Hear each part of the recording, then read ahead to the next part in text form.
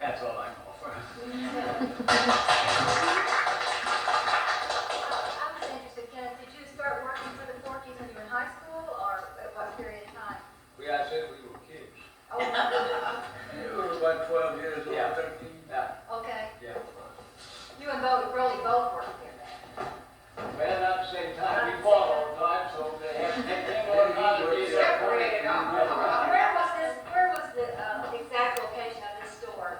Well, the sign says San Antonio and Yon Street, that's about halfway between the plaza and the old bridge on San Antonio. Yeah, yes, right next to where the Prince Elms Hotel was. That's right. Or Okay, is. okay. Yeah, that's better, that's a good way to identify it. Yeah, right there in that area. That's And right. so did they stock everything from like groceries and? No, no. What was, Feed. just feed, it's a feed. It was being sold, they had some things they use. Some of the stuff you see up here, they have some Canary stuff. seed and Yeah. canaries and baby chicks. They had a lot of baby chicks, I can tell you. They had a chick hatchery there on the river, close to the Katy Depot. And they had, I guess, a couple of thousand chickens there. And they hatched chickens. And they sold the chickens and shipped them by post all over the United States. And I remember Edda bought chickens through the mail.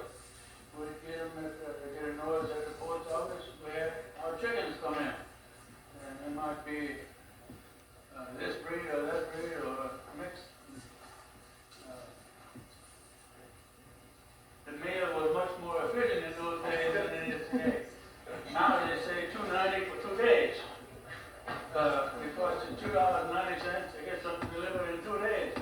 Well, I can remember when we got the Sears and Parks catalogs. Sears was in Dallas and Ward was in Fort Worth. You sent off an order in the morning, on Monday morning, and the mail was stamped with a time on it, every 15 minutes, like 1:15 in the afternoon or 10:30 in the morning, and we had our order back on Wednesday after lunch. That was for 3 cents. And now it's 29 cents and it takes 29 times as long.